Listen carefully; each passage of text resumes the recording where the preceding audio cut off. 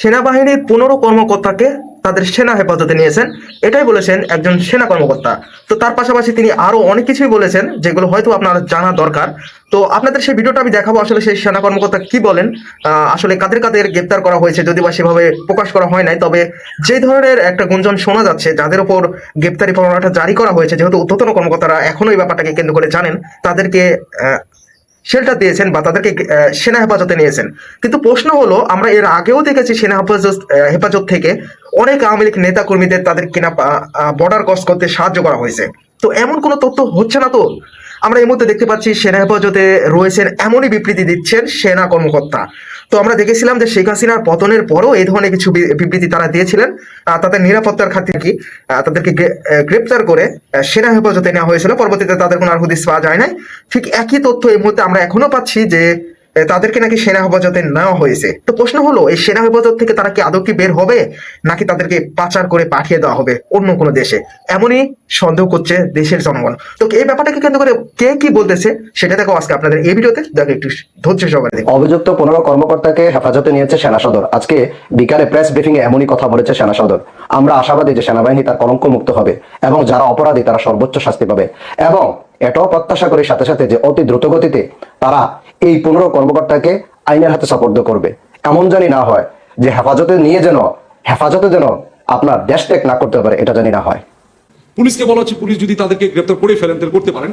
But আমরা যদি মনে করেন যে কেউ নর্মাল এলপিআর গেছে, মানে নর্মাল চাকরি রিটায়ারমেন্টে চলে গেছে, লেফটেন্যান্ট কর্নেল এক্স, সে তার এলপিআর মেয়াদ শেষ, তাকে আমরা অপশন দিব, হি ক্যান কাম অপশন। তার জন্য অপশন থাকবে, যেহেতু আমি তো আমার সেনা আইন তার উপরে থাকে না, তার কাছে অপশন থাকবে, সে আমাদের হেফাজতেও আসতে পারে। অথবা আপনার এটা কিন্তু ক্লিয়ার হয়ে নেন, যখনই এই অ্যারেস্ট ওয়ারেন্ট ইস্যু হয়, এটা শুধু পুলিশও করবে তাও না, ইন্ডিভিজুয়াল যদি মনে করে কোর্টে যেন হাজির হয়ে গেলাম, মহামান্য আদালত আমার নামে warrant issue, please charge me, he can do it. It is not only the police, individual can do that. তো তার হাতে অপশন আছে, সে পুলিশের কাছে যেতে পারে, কোর্টে যেতে পারে। আমরা বলেছি, তুমি যদি আমাদের হেফাজতে থাকতে চাও, we can also give you security of your stay.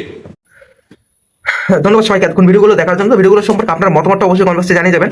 এবং আমরা দেখতে পাচ্ছি সেনা কর্মকর্তা তিনি কিন্তু বলেছেন, যারা অবসরপ্রাপ্ত সেনা কর্মকর্তা এবং এই ধরনের উপকর্মের সাথে জড়িত ছিল, তাদেরকে চাইলেও পুলিশ গ্রেপ্তার করতে পারবেন, এই ধরনের বিবৃতি তিনি দিয়েছেন।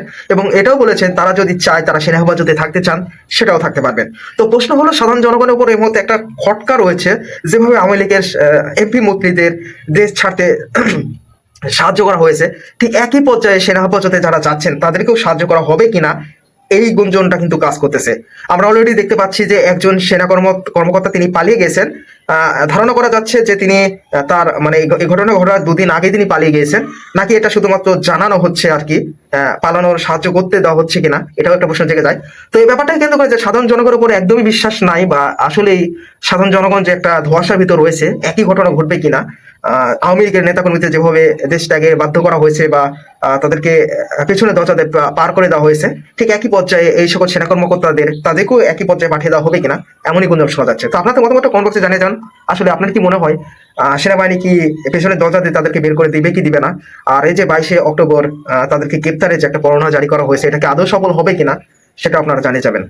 তো আসলে সব দিক থেকে এই মুহূর্তে অনেকটা চাপে রয়েছেন, সেনাপ্রধান থেকে শুরু করে সবাই অনেকটা চাপে রয়েছেন, এবং পুলিশ প্রশাসনও অনেকটা চাপে রয়েছেন এই মুহূর্তে। তো দেখা যাক এই মানে 22 অক্টোবর পর্যন্ত আসলে কি হয়, সেটা দেখা যাক। তার পরবর্তীতে জানা যাবে আসলে কি হয়। তো এই ব্যাপারটাকে কেন্দ্র করে সবাই কিন্তু একদম কান খাড়া করে রয়েছেন, এবং সবাই অনেক সচেতন অবস্থায় রয়েছেন। আসলে কি হয় এই জিনিসটাকে কেন্দ্র করে আপনাদের মতামত জানিয়ে যাবেন।